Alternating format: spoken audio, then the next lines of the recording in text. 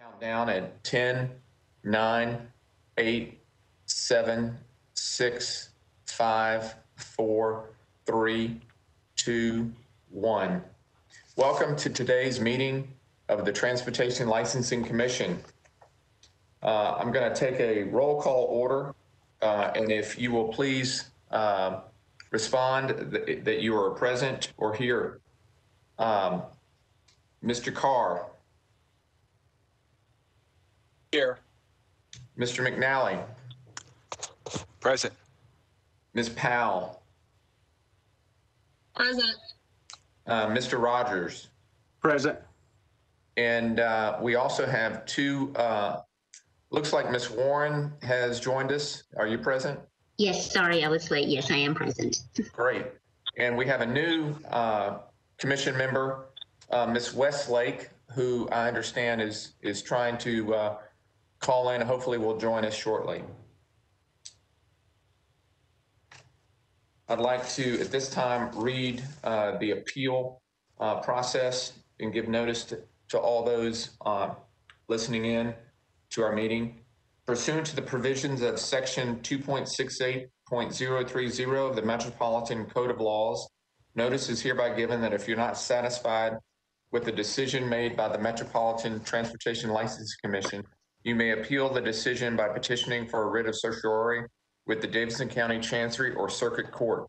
Your appeal must be filed within 60 days of the date of the entry of the Metropolitan Transportation Licensing Commission's decision.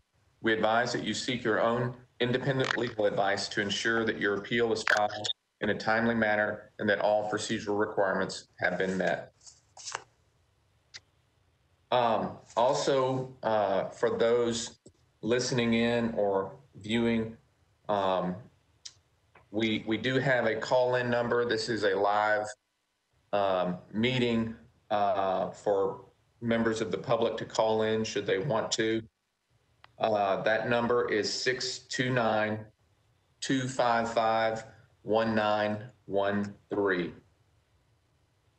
Also, we are again meeting telephonically, and the commission must vote on the record that we have a need to conduct our meeting telephonically and that the COVID-19 pandemic requires us to hold such a meeting as permitted under the governor's executive order. I will turn over and ask Ms. Costonis from Metro Legal to inform us as to what we need to do in terms of a motion to be able to conduct our meeting telephonically. Ms. Costonis. Mr. Chairman, you've already stated it very well, but yes, we need to adopt a motion that the business of the commission is essential business of the metropolitan government, and that it is necessary to meet electronically in order to protect the public health and safety. And it is in accordance with the governor's executive order. 65 was the most recent one that extends the ability to be able to meet electronically. Thank you. If anyone would like to propose a motion, please raise your hand and I'll call on you.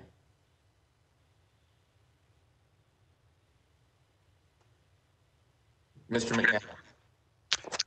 I would make a motion that the business of the Transportation Licensing Commission is essential and it's necessary for us to meet electronically through digital means for the public safety pursuant to Governor Lee's executive order number 65. I second the motion. Thank you, Mr. Carr. I will now do a roll call vote. Ms. Warren. Aye. Mr. Rogers. Aye. Ms. Powell. Aye. Mr. Carr. Aye. And Mr. McNally. Aye. And do we have Ms. Westlake on our call now? Doesn't look like it. Okay, motion passes. Next item on our agenda. Next item on the agenda is Miss Westlake is on the call. oh, she is. Or yes, sir, she is. She's muted right this minute, but she is on the call. I think she's on her telephone. Great. Well, Ms. Westlake, welcome to the commission. Congratulations on joining a very active commission. Hopefully, Mr. Fields has had a chance to give you a good orientation as to what we've been doing recently. But again, welcome. I don't know if you heard Mr. McNally's motion, but we just got through having a motion where we, as a commission, found it necessary to conduct our meeting telephonically due to the COVID-19 pandemic and as permitted under Governor's Executive Order number 65. Did you hear that motion?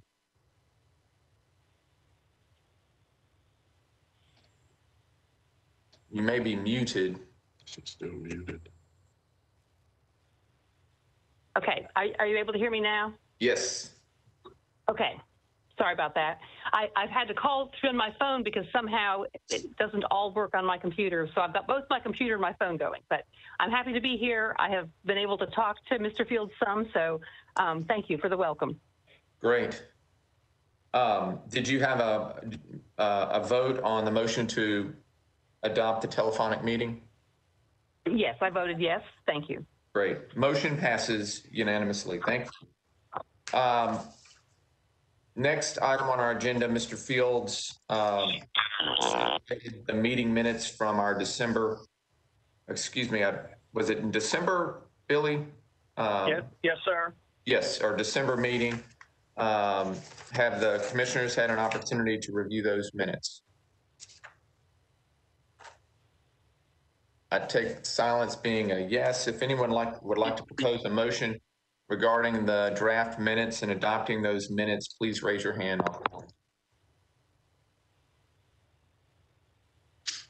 Mr. Rogers? I'll move we accept the minutes. All right. Would anyone like to second? I second. Was that you, Mr. Carr? Yes, it was. Thank you. All right, I'll do a roll call vote just like last time. Ms. Westlake? Yes. Ms. Warren? Yes. Mr. Rogers? Yes. Ms. Powell? Yes. Mr. McNally?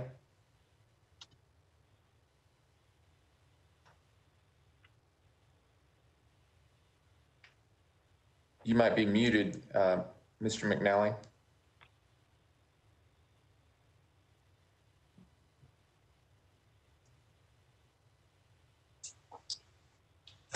Yeah. Great. And Mr. Carr, it was your second. You vote yes, correct? Yes, correct. Right. Motion passes. Next item on our agenda addresses shared urban mobility devices, or SUMDs. Recently, there was Purchasing Agents Award given to 3 SUMD companies. Mr. Fields wanted to bring that to our attention for this meeting. He has sent to us the award letters.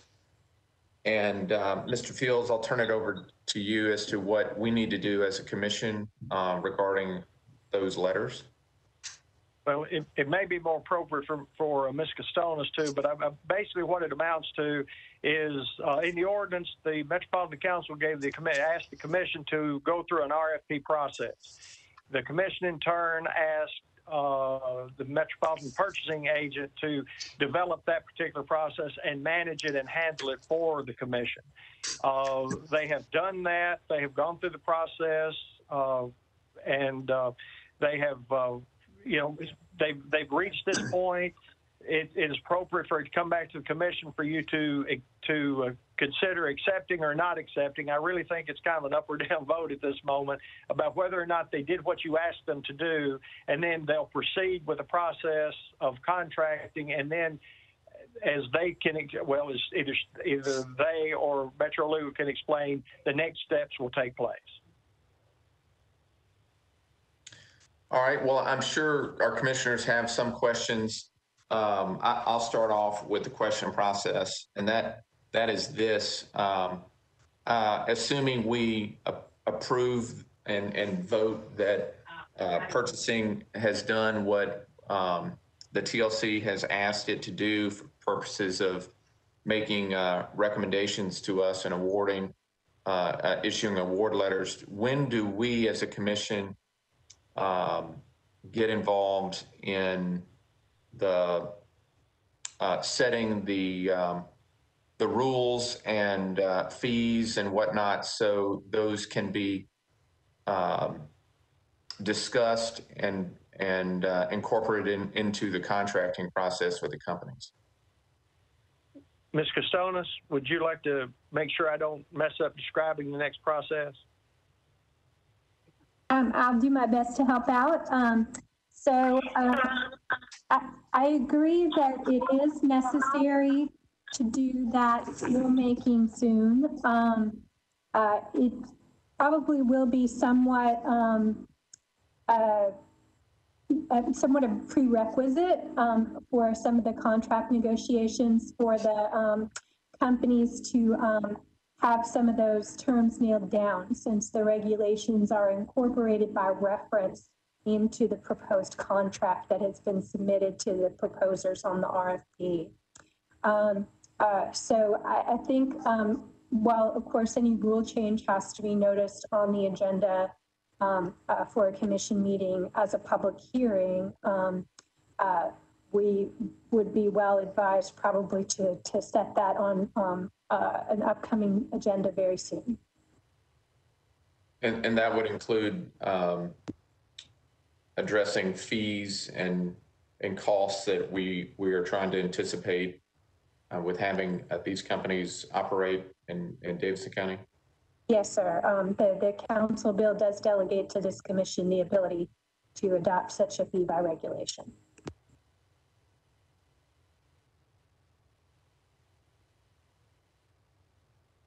So as far as the next steps, then, Ms. Costonis, do we need to have,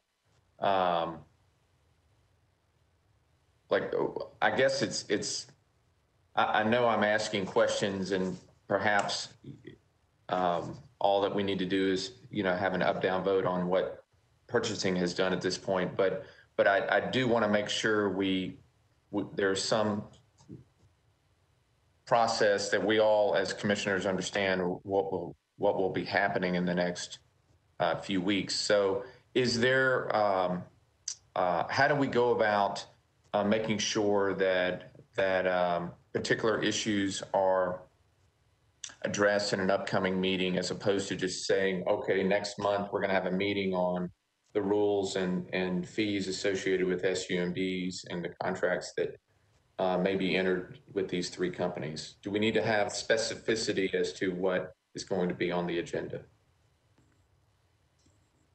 So the latter might actually be fine.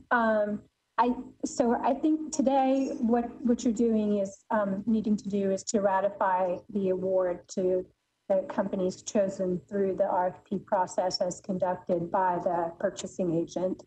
Kind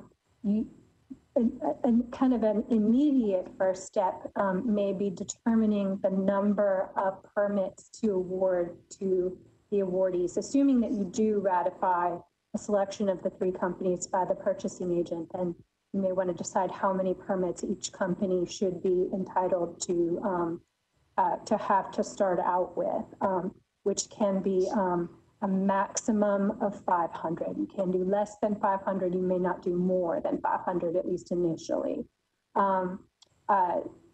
Then, as you've identified, there's a need to kind of revise the existing regulations of the commission addressing SUMDs, the shared urban mobility devices.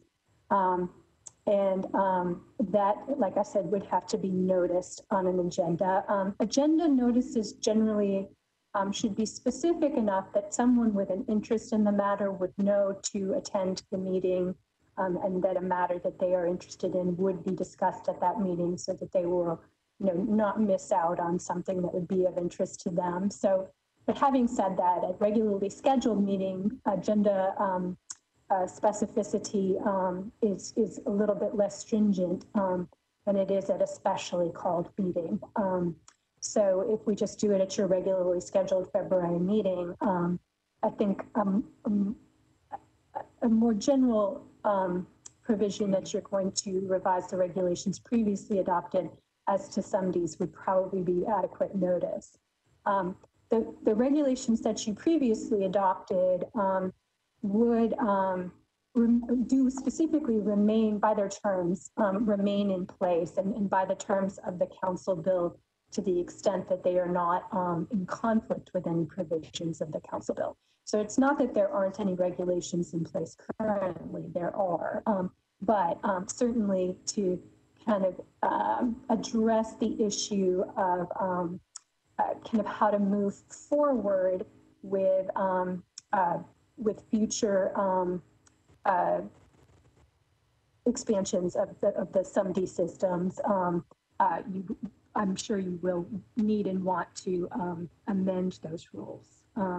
So definitely we would want to put that on the upcoming agenda, and the fee issue would indeed be a part of that. All right.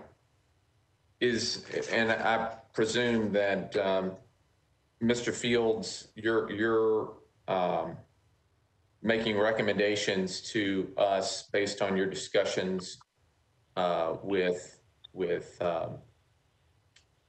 the I guess parties and interests is what the way I'll put it, as to a recommendation as to what those fees ought to be.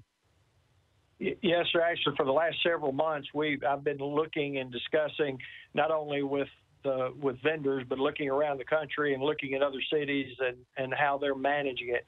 So there's 2 or 3 different ways they can be done in terms of assessments, but I will be coming with suggestions on what I think we could do, and from a revenue standpoint, as well as additional efforts, we will be coming with staffing and that sort of thing to deal with it. So yes, you'll have recommendations for staff. All right. Would anyone like to propose a motion with regard to taking action on the purchasing agent's award for SUMBs to the 3 companies?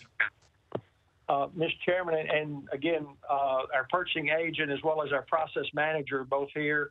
If you'd like to hear from them from the process, again, I'm not trying that there may not be anything that they want to add, but they were present to be prepared to answer any question about process.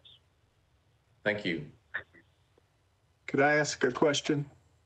Yes, go ahead, Mr. Rogers. You said we can allow up to 500 units. Do we decide that at the next meeting? I mean, is that part of the negotiations? When will that be decided? Would you like me to address that? Go ahead, Ms. Costonis. Thank you. So yeah, I believe that you could address that today if you wish to. The issue is when the permits are issued. I believe that Mr. Fields would need your direction to issue the permits. And, you know, in order to do that, obviously the number would have to be decided.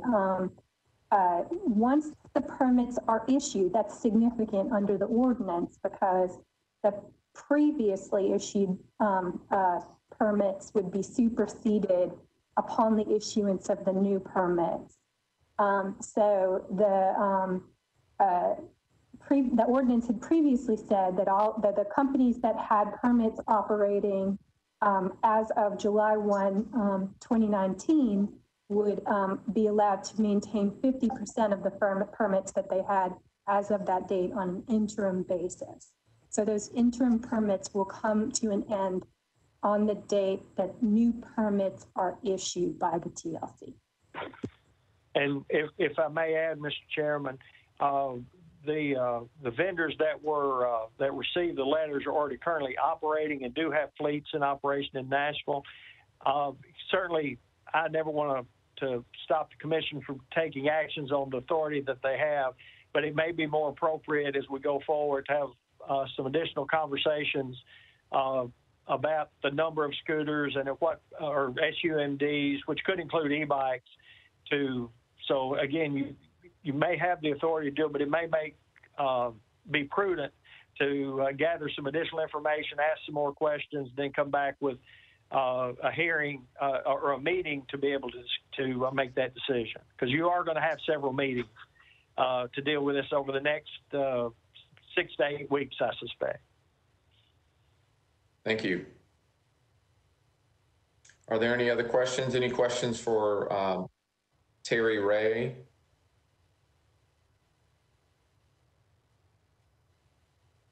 I have a question.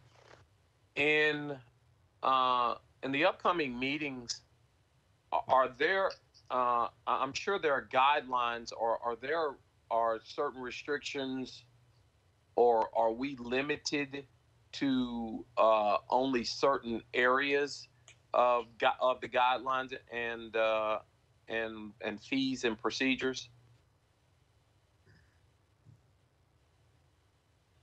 Again, would y'all like me, this is Teresa Costonis, to address that question? Go ahead, Ms. Costonis. Mr. Carr, the ordinance or the code provisions would allow the commission to address any aspect of the management of these companies that the ordinance itself doesn't otherwise specifically speak to. So if the ordinance leaves something a little ambiguous or up to the commission, then the commission may adopt regulations as to it, as to any regulations that you've adopted in the past that are currently in effect. Same answer, you can amend them to whatever extent you choose to, so long as they don't conflict with an ordinance or code provision or, of course, state law.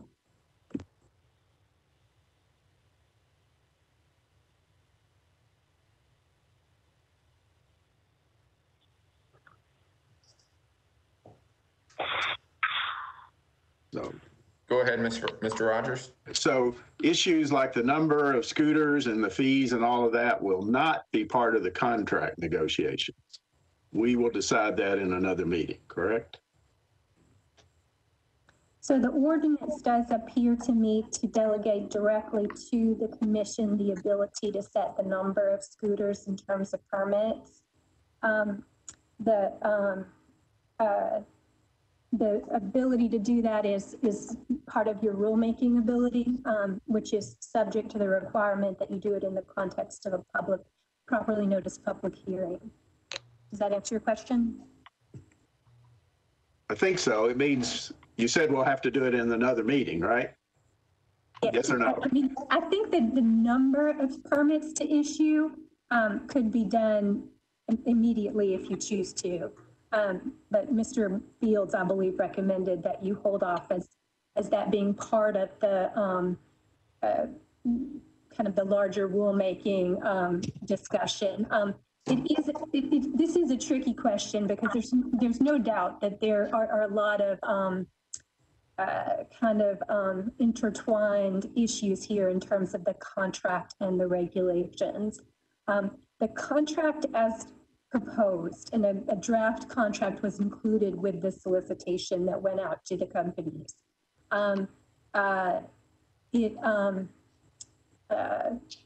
It references and incorporates by reference the regulations adopted by this commission into that contract. So any violation of those regulations is a violation of the contract as well.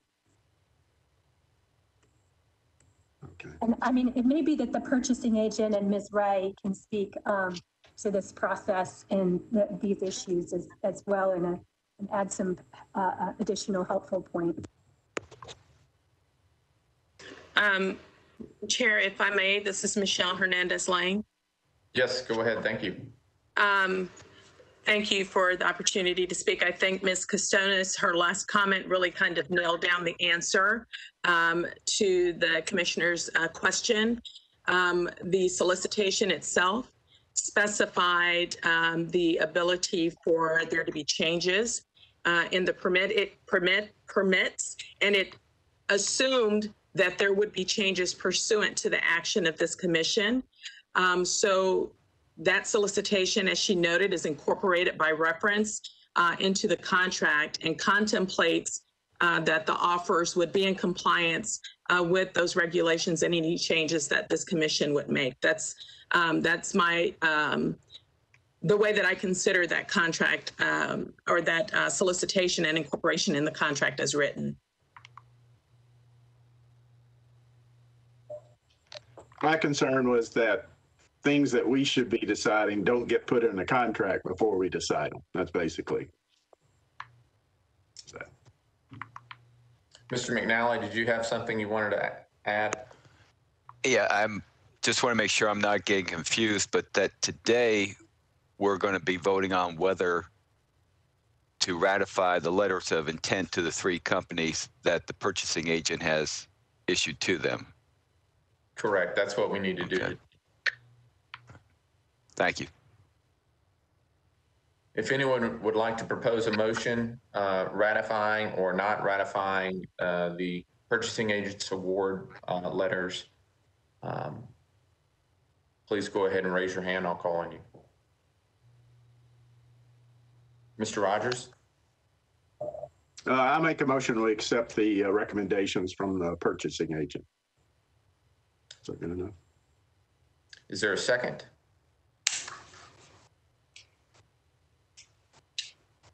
I second that motion. Thank you, Mr. Carr. I'll go ahead and do a roll call vote. Ms. Westlake? Yes. Ms. Warren? Yes. Ms. Powell? Yes. Mr. McNally? Yes. Mr. Carr? Yes. And Mr. Rogers? Yes. Motion passes. Thank you. So just as a closing comment before we move to the next item, I agree.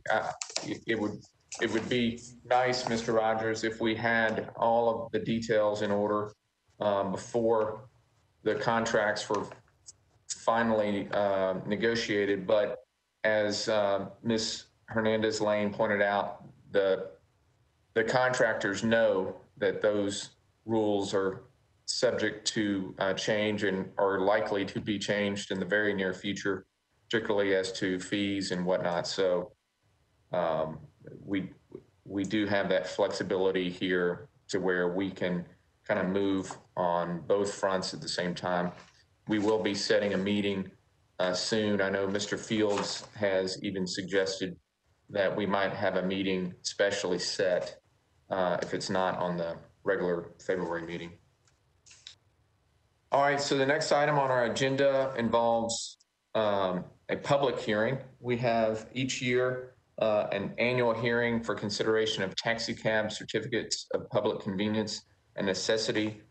There were no applications for new or additional taxicabs submitted to the TLC this year. So with that, I'll turn it over to Mr. Fields. As you noted, Section 6.72 of the Metropolitan Code of Law requires an annual meeting to consider any applications. There were no applications for either new companies or existing companies to add to their fleets. So in keeping with the practice of the commission, it's appropriate to open the hearing, but in turn close the hearing, because you can't take public comment on something that there's nothing to comment on. So you would open it and close it, and I don't believe any action is required of the commission, again, because there's nothing being proposed. All right, well, at this time, we'll open the public hearing, and I understand Mr. Fields, with our hearing being officially opened, has anyone called in by chance? There was one that had called in, but I apologize. I may have instructed them improperly, but it was because there was nothing for them to discuss. There was not a public. There were no issues to publicly discuss. Okay. Unfortunately, we just didn't have any applications this year. As you recall, previous year we've had many, but this year we did not have any. All right. Well, at this time we'll close. And he did not call. I apologize. He didn't call about the taxicabs. He actually called about another issue on the agenda. So okay. We have not had any. The appropriate call is there has been no calls about taxicabs. Okay. We will close the public hearing at this point, so no action is needed at all by the commission at this point. I do not believe so. All right. Thank you. Mr. Rogers, you have your hand raised. I can't tell if that's an outdated hand raised or you wanted to say Yeah, something. sorry about that. I forgot to put it down. Next The button item, for the hand needs to be bigger. next item on our agenda is wrecker and towing, is under wrecker and towing services. We have 2 driver applications, one for Mr. Brian Coates and one for Richie Collins. Mr. Fields?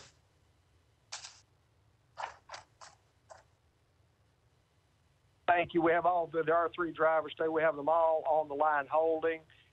Give me just a second and we'll bring Mr. Collins. Actually, Mr. Coates would be the first one, Brian Coates. All right. Mr. Fields, Okay. could you let us know what was it about his application that got held up to have it come to us as the commission? Sure. In reviewing his application, he does have several charges over the years. The one that would have brought him to you was a domestic assault charge that was in 2018. A review of it started, as I understand it, as an aggravated assault that ended up being a domestic assault, and he pled guilty to the domestic assault. But that in itself, on other drivers, that would actually disqualify, but on record drivers, that's not a disqualifier. So because of the nature of the charge and the concern the commission has had in the past, I brought him for your review. Thank you, Mr. Fields. And you said Mr. Coates is now on the line? I'm going to bring him on the line just now, if you hold just a second. All right.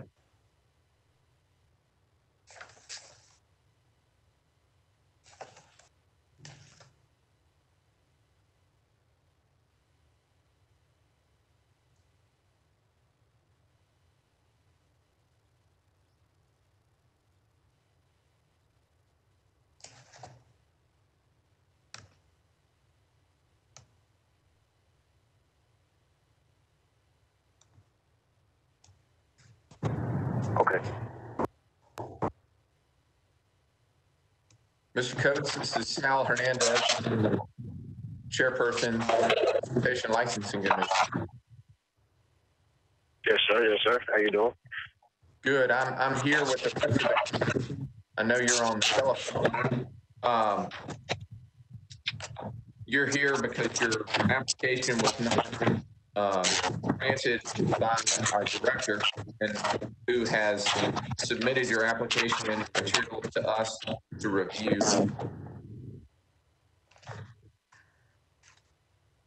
Commissioners, does anyone have any questions for Mr. Coates?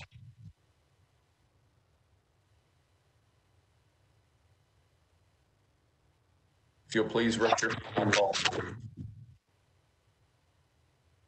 Mr. McNally? Mr. Coates, can you hear me? Yes, sir. Okay. I noticed that you had a domestic assault conviction that you reported to us, and it was out of Sumner County. Is that correct? Yes, sir. All right. And did it start as an aggravated assault charge? Yes, but got dropped down to a simple assault. Well, it was dropped down to a domestic assault, correct? Yeah. Yes, All sir. right. Now, why was it aggravated assault? What was the allegation against you? Basically, it was the mother of my child, and we had a physical altercation where she actually told the police that she started it, that I didn't hit her or anything, but I had to put her in the headlock to get her to stop hitting me. I didn't know if you put somebody in the headlock or if you physically choke someone, you're automatically the suspect. You automatically go to jail. So All right. And was that written up after Davidson? Was that Brittany Coates who took out the charge against you? Nah, that's my twin sister. Okay. You noted that on the paperwork you submitted, you noted that the charge was dismissed. Were you placed on judicial diversion probation? For the Sumner County? Yes, for the domestic assault in 2018. No, I actually went to jail for that and got out and had to do 1129 probation. All right, then why is it written on your application that the charge was to? Yeah, I might have messed up on that one. I actually don't have the paperwork with me. 2018. I don't. That on that paperwork, I believe I put on there that. Yeah, I believe I put on there that I got on probation because that's the last thing that the commission, the last test at the window. That's what you said.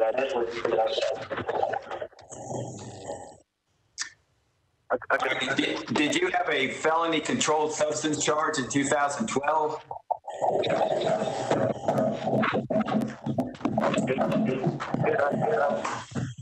There's a lot of noise in the background. All right. Have you been convicted of controlled substance charges, felonies? Yes, sir. All right. On your application, there are 1, 2, 3, it looks like 4 different felony controlled substance charges noted. And I'm just curious how many convictions you actually had. It's only 2, but they dismissed 1. But I went ahead and what happened was I got Martins to print up my background for me. So everything I had on my background, I put on the application. So I might have written it down twice because it might have printed out twice. But I only got two of those felony drug charges, but they dropped 1. All right. Thank you, sir.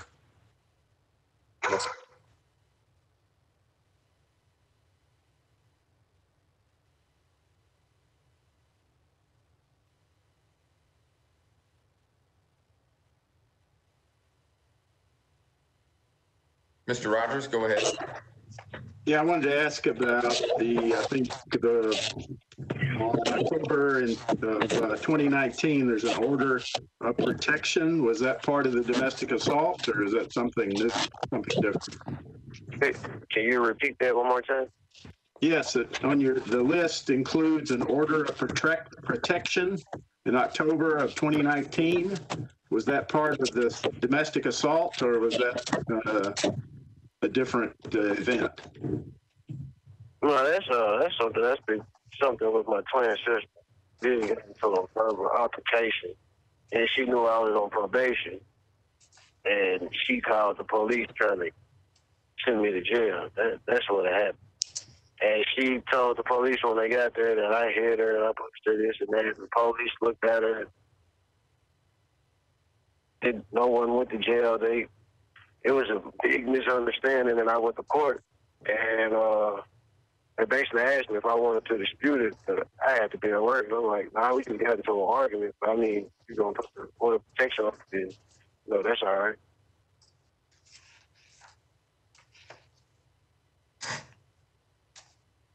That's basically all it was, just an argument me and my twin sister had, and she wanted to send me to jail. That's what happened.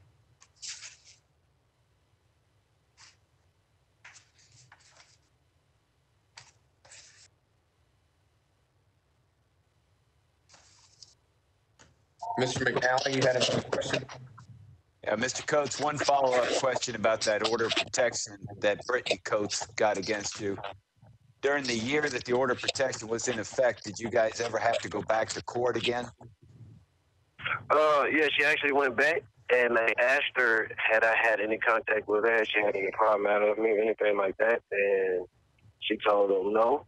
And they asked her, did she want to put out the order of protection on me?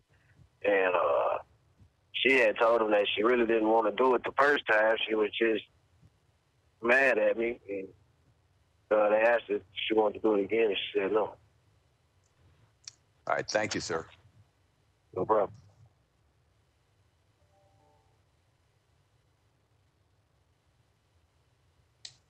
All right. Would anyone like to make a motion with regards to Mr. Coates' driver application as a record driver?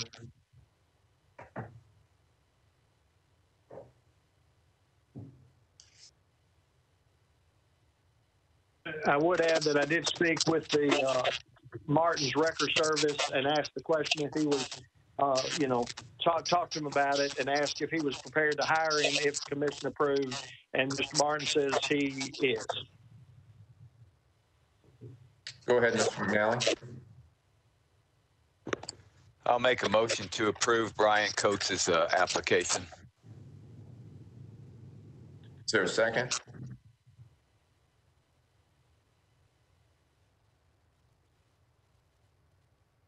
I second that motion. Thank you, I'll Mr. second it. Is that you, Ms. Westlake? Yes. All right. I'll go ahead and do a roll call vote. Is that with restriction to Martin's and the company's Martin's operations? That sounds like a good addendum to my previous motion, that it be restricted to Martin's, and if he changes record companies, that they notify the TLC office. Thank you. Is there still a second for that motion? I will second with the amendment. Thank you, Ms. Westlake. I'll do a roll call vote now. Mr. Carr. Aye. Mr. Rogers. Pass. Ms. Powell.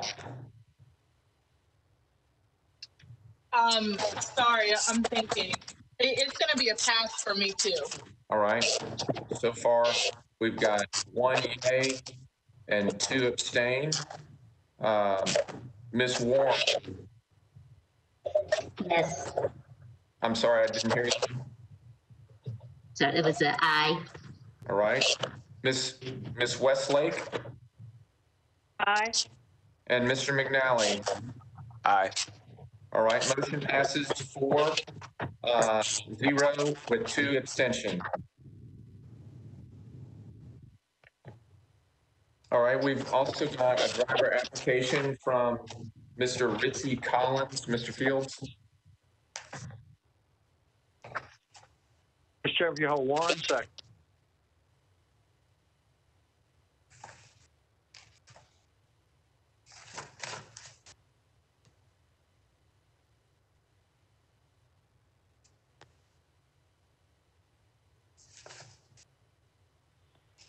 Okay, Mr. Collins applied to be a record driver. In making his application, he failed to disclose several charges, actually. In 2014, an indecent exposure charge, as well as 2009 prostitution near a school or a church, as well as, I think, an aggravated assault. So there were several he failed to disclose. He is on the line and is prepared to discuss whatever with the commission.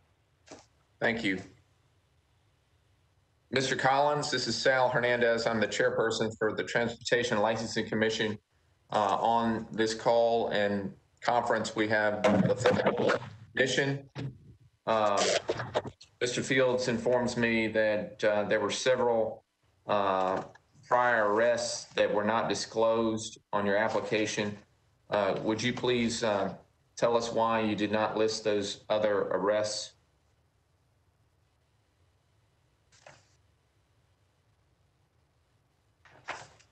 Mr. Chairman, hold on just a second. I've got a technical issue here.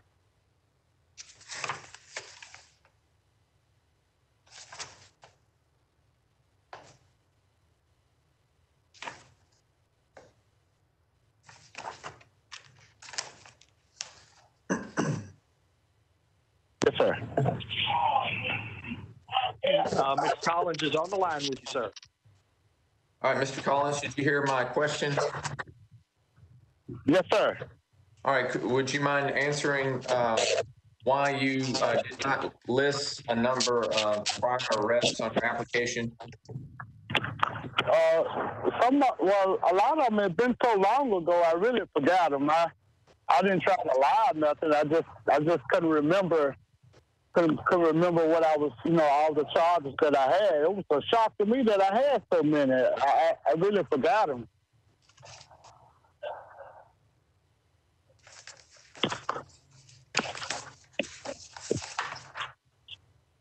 But it wasn't my intention to lie.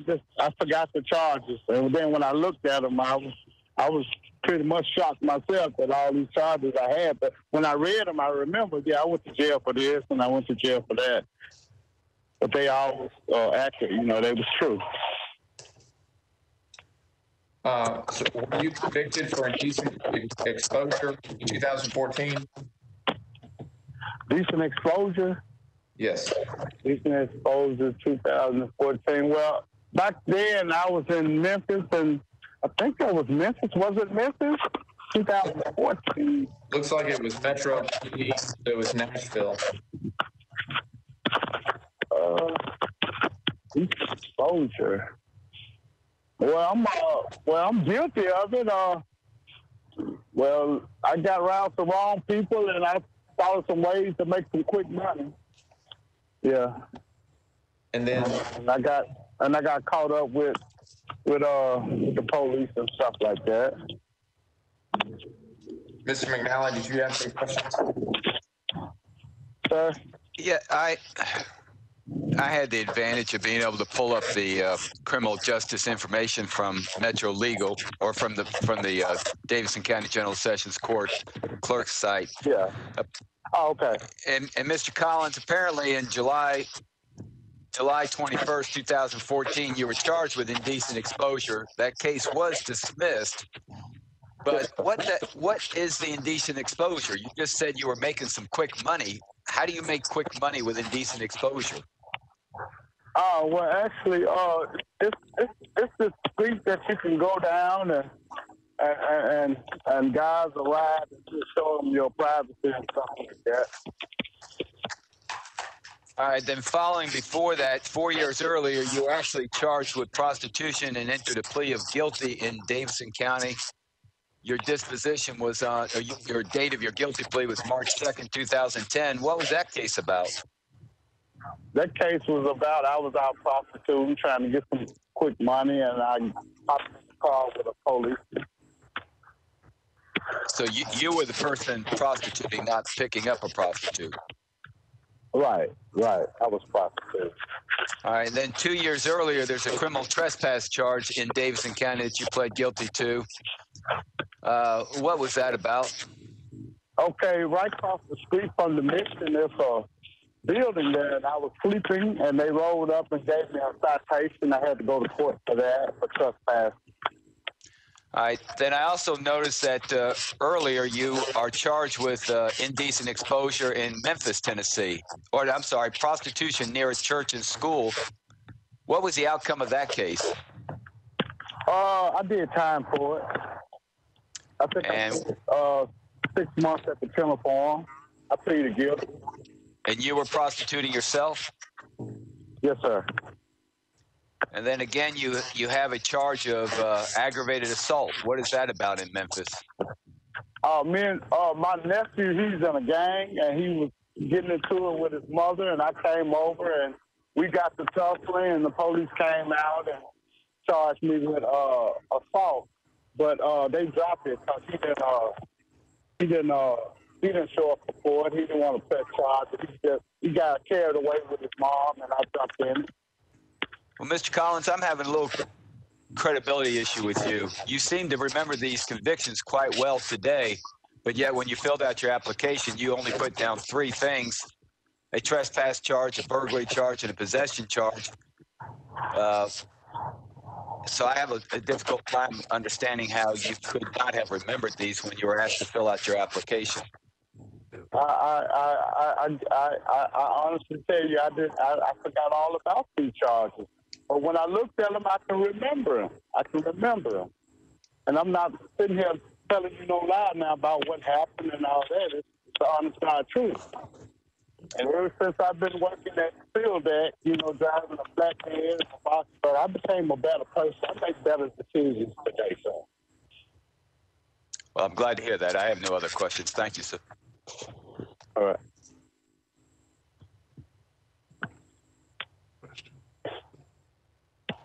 Can I ask a question? Saul, I think you're muted too. I just realized I was muted. Mr. Rogers, you raised your hand to go ahead, and then Ms. Powell, you can ask your question after Mr. Rogers. Me first. Yes, go ahead, Mr. Rogers. Yeah, I had a question about the accident that's listed, I guess, on the driver's record in 2019. Since you'll be driving, what was that about? When 2019? That's what it says. Yes, December 18th, 2019. I was in the company's truck, and I was in the flatbed truck, and it's so long, and the car was we were both in turning lanes, but I was turning, he was turning, and I got too close to him and scratched his car, and the company had to, get it fixed. The company that you work for covered it. Is that correct? Sir? Company, you said. Yeah, I was at fault, and the company had to pay to get his car fixed. It wasn't bad; it was just a scratch, but he had to take a police report because that was his dad's car. And but the car wasn't damaged, and it's just my back rubber wheels scratched some of the paint off the side of it. You were working for a trucking company at the time? I was driving a flatbed truck. Yeah, I had ceiling tile on the back of the truck. I used to deliver ceiling tiles and floor tiles. Okay. Ms. Powell, did you have a question that you wanted to ask? Yeah, so I'm trying to reconcile something, and I guess it would be helpful for me if I could just have a statement from you. So it seems like a lot of the trouble that you've gotten into was because you wanted/needed to make money. And so, getting a job where you are driving a taxi, you will be making an honest living. But I guess what I'm having difficulty with is, some of these cases are very specific. And so how do we know that you're not going to expose yourself to somebody? I guess I'm just having trouble reconciling, okay, possibly if he has a job, he won't get tied up in these circumstances. But then there are it hasn't been just one isolated incident. And so how do we know that this is not a repeated pattern of behavior is going to carry through to what you are asking for approval for? Well, first thing I wanted to say is I'm a Christian today. I am engaged. And I don't make them decisions no more. I don't make them poor decisions anymore. I just ask for a chance to do something different,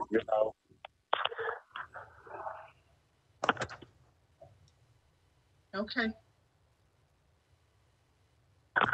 Thank you, Ms. Powell, for that question. I will note Mr. Collins is applying to be a record driver, not a taxi driver. So there's if that is. I'm sorry, I misspoke. Are there any other questions, Ms. Warren? Do you have a question? Yes, mine's more procedural. Your record driver permit, you did not get to be yes or no on whether you've read the Metropolitan Ordinance Record and Towing Services and the commission rules, and I just want to make sure that you have read those. I couldn't hardly hear you. Okay, on your record driver permit, there's a question that asks if you have read commission rules for being a record driver, and you did not answer that, and I just want to make sure you have read those. No, I've never been arrested for driving or none of that. No. No, I'm asking if you read the rules. Okay.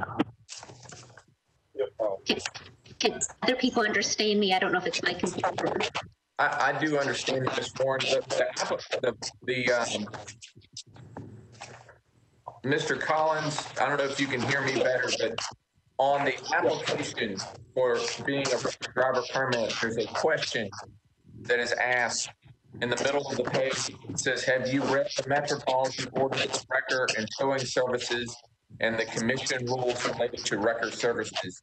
and you did not answer that question.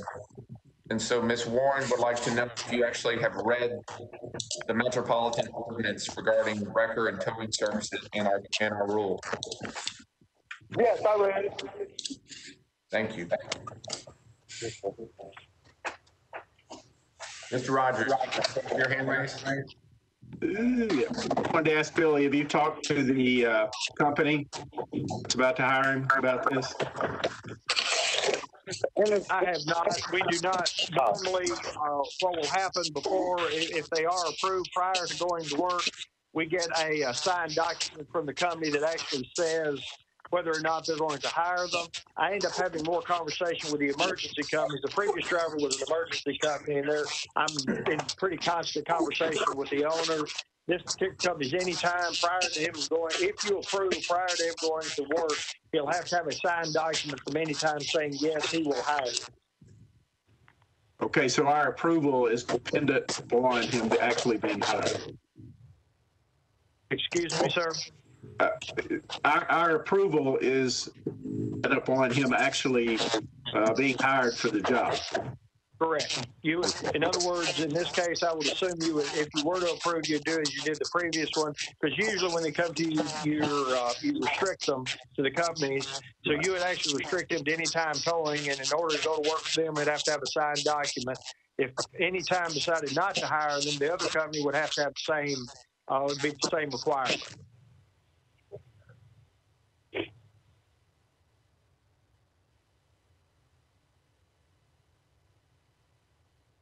Do commissioners have other questions? Would anyone like to make a motion regarding Richie Collins' driver application?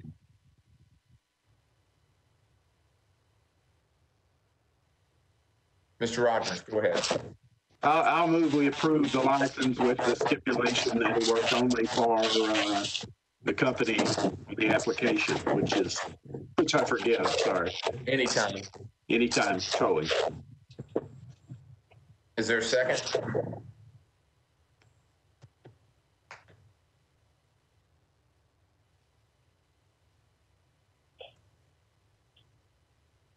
I'll second. Is that you, Mr. Carr? Yes. All right, I'll do a roll at this time. Ms. Westlake. I'm going to pass.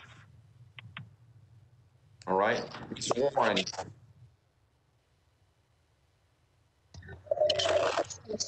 I'm going to be this and I'm going to have to say no. Right. Ms. Powell.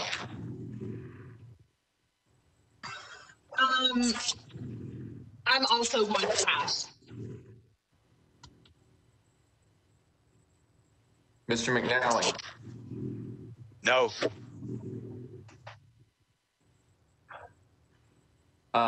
We have Mr. Rogers, is your motion? How do you vote? Aye. Mr. Carr, how do you vote? Aye.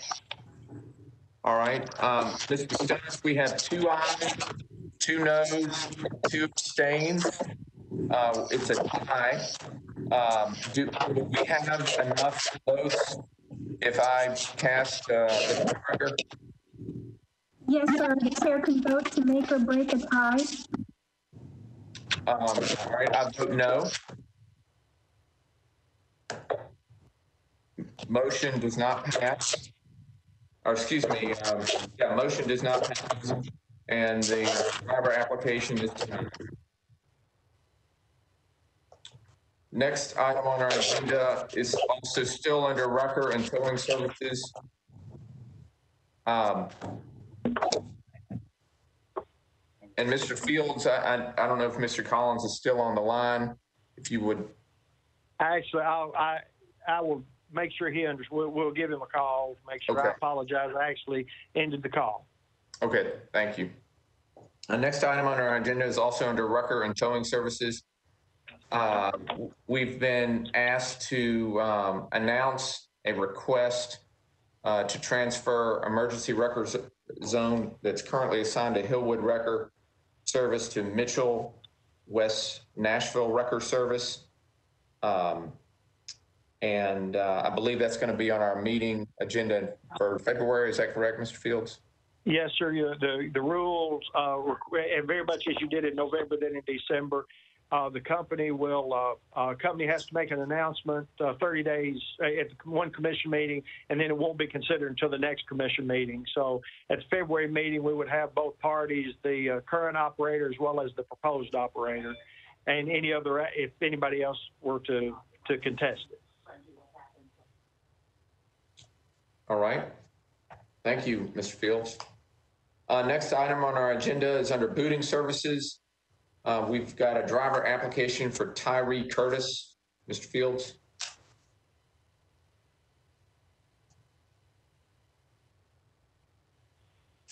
Yes, sir. In his application, he failed to list. He had several charges, but the one that was a 2018 charge that he failed to. I'm sorry, there was not. Anyway, he failed to disclose actually a lesser charge came back in 2019, but he had several charges that were drug related, and I wanted to make sure the commission was aware of them. Do we have Mr. Curtis on the line? Yeah. Yes, sir. Again, this is one of those issues that I think Mr. McNally probably will wade through. It's possible that he has disclosed it, but with the maneuverings of the courts, so anyway, he is available, and I'm going to put him on the line. Thank you. I see, Mr. McNally, you've already got your hand raised, so I'll let you go ahead. Well, I have a question. Is it a failure to list some charges, or is it simply the number of drug-related offenses that he did list? My initial concern was the number, was just the fact that there were so many, and then they were relatively recent. They were not as serious, I suspect, as they could have been, but working in a again, pleading guilty on some of them and being out on the streets, I was concerned and wanted y'all to be able to see it.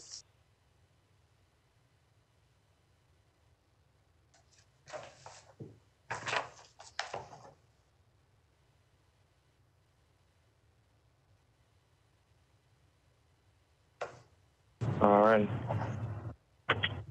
Hello, Mr. Curtis. This is Sal Hernandez. I'm the chairperson for the Transportation Licensing Commission. You're on the line with the full commission. I may have a technical issue on my end again. There may be operator failure. Hold on just a moment. All right.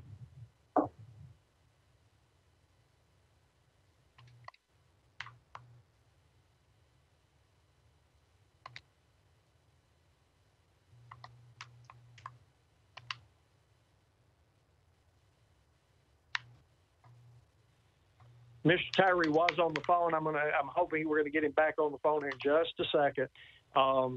If there are other issues you wanted to he's calling back in now. Hold on one second, sir.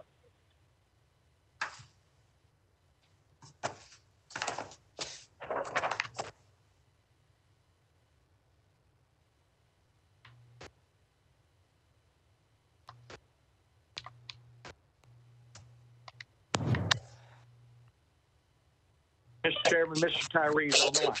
Great. All right, Mr. Curtis, this is Sal Hernandez. I'm the person for the Transportation Licensing Commission. You're on the line with the commission.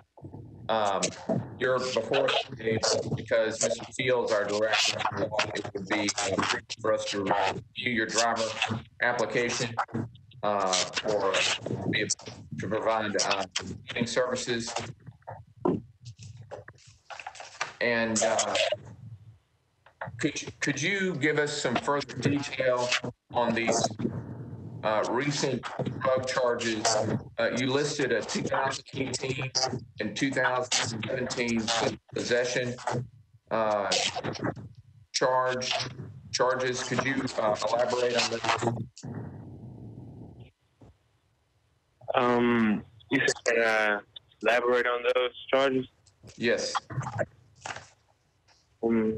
But pretty much I was driving in 2017. I got pulled over, and I had some weed in the car on both occasions, and I was placed on probation for one. One was just fine, and they threw it out. And the one in 2018, they put me on probation for 1129 for a year. And it looks like you may have had another one even more recent in November of 2019. Is that correct? You said when? November 2019. No, I didn't have one in 2019. November 2019. Yes, it looks like on your criminal history report that we have from the TBI shows that looks like it may have been Montgomery County. Yeah, that's where I live. Montgomery County. Now the last thing that happened, that charge I had in was December 15th, 2018. So you did not enter a guilty plea in November 2019 for possession of unlawful drug paraphernalia and activities? I might have got my dates mixed up. It might. I thought. Well, last time I got in trouble or got charged anything was in December. It was in December month. And I had started barber shop. And that was 2018, December 2018. Mr. Chairman, I think what had happened, I think he was initially charged in December of 2018, and then it went through the court system, and actually it appears it may have actually 2 or 3 different court dates on that that ended. His last court date, what it sounds like, would have been November 12th of 2019, but we would have started in 18 and completed in 19. It looks like. Thank you, Mr. Fields. Commissioners, are there any other questions? Mr. McNally, you have your hand raised. I couldn't hear you. Can you say that again? Mr. McNally, another commissioner would like to ask you some questions, I believe. Go ahead, Mr. McNally.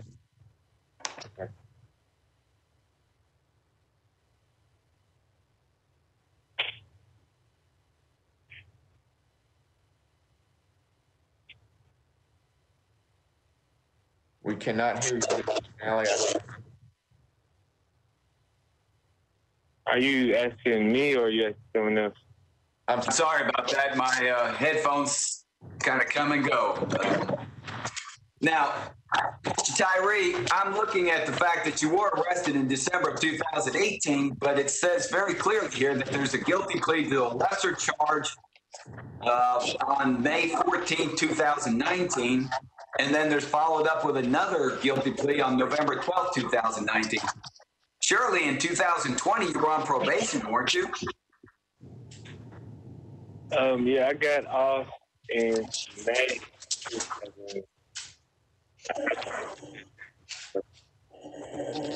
You probably got off probation about November of 2020, right? Yes, in May, but I didn't get in any other trouble in 2019. Well, I'm glad to hear that. I'm just trying to clarify, or trying to get an idea of when these marijuana cases were going down in relationship to your application that you've submitted here. Okay. I'm sorry, I couldn't make it out clearly. Can you repeat that, please? I'm just trying to find out when your guilty plea and when you were on probation for marijuana charges are in relationship to your application with us.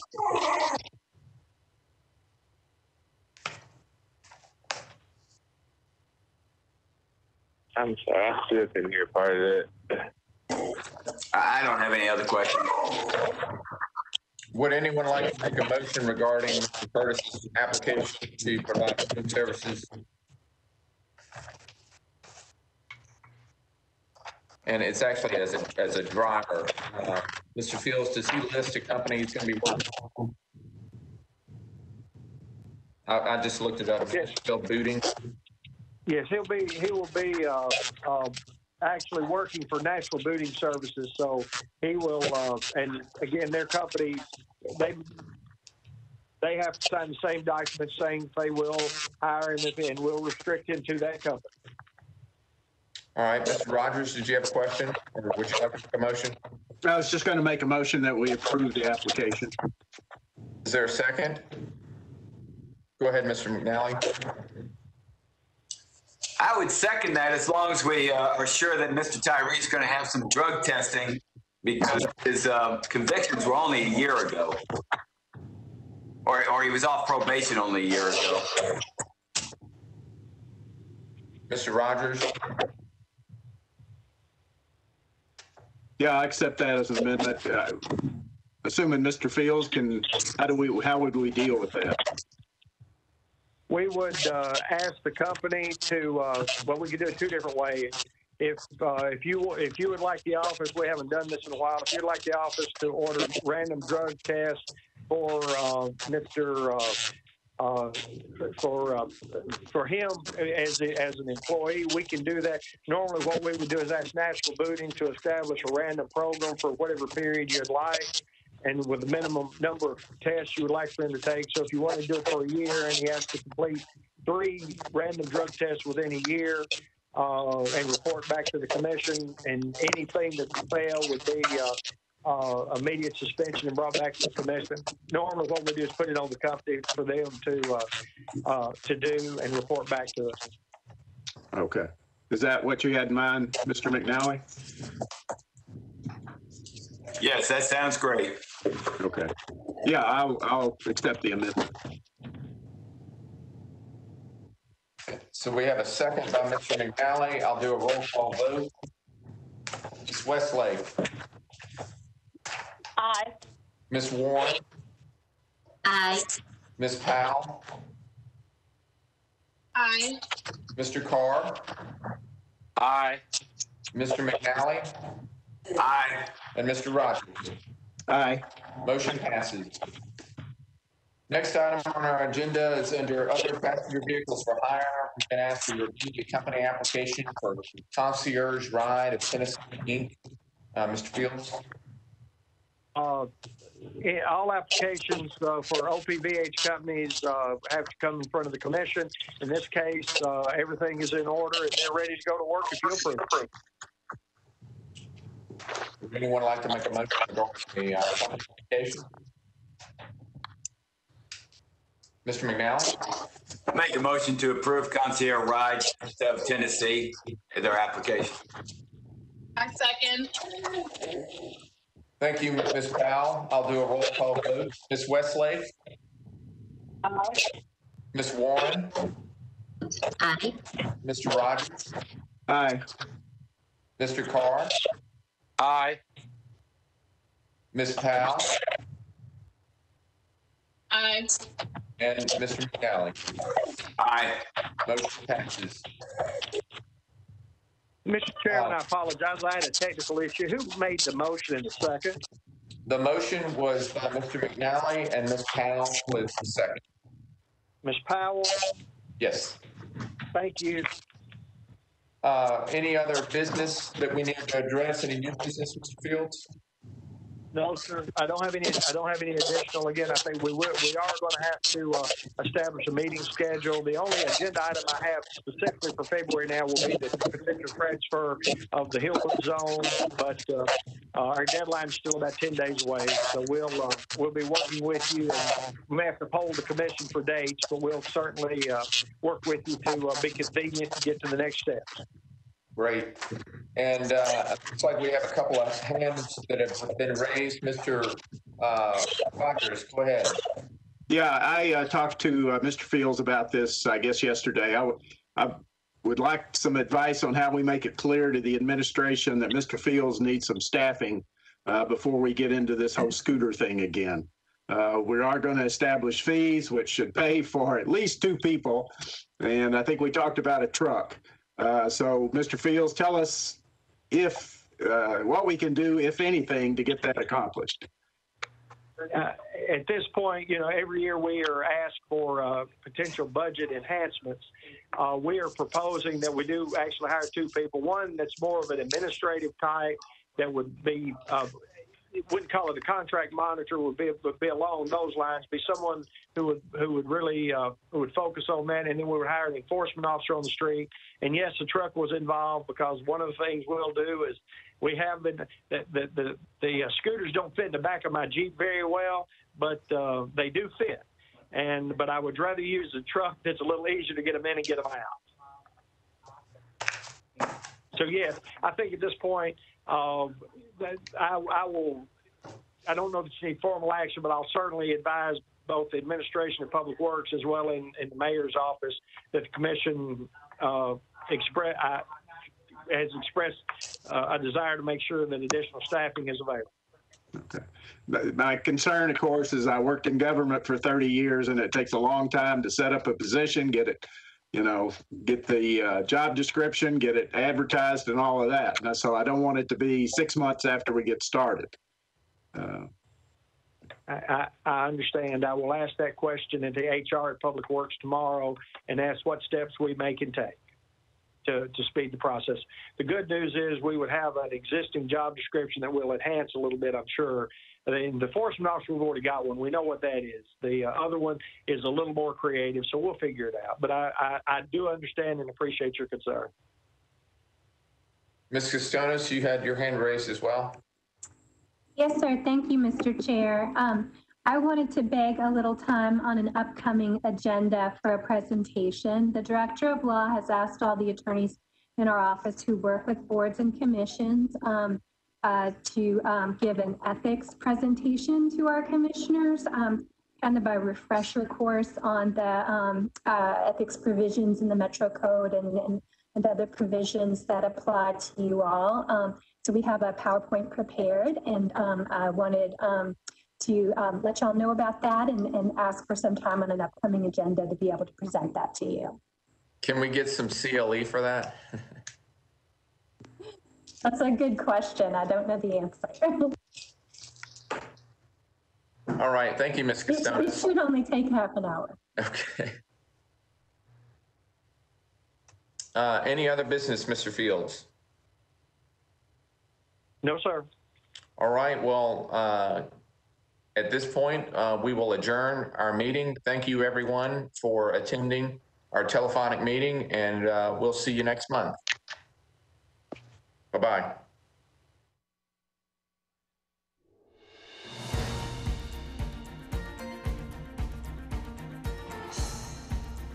This has been a service of the Metro Nashville Network. If you would like to see this presentation again, or for more information about this and other programs, visit nashville.gov.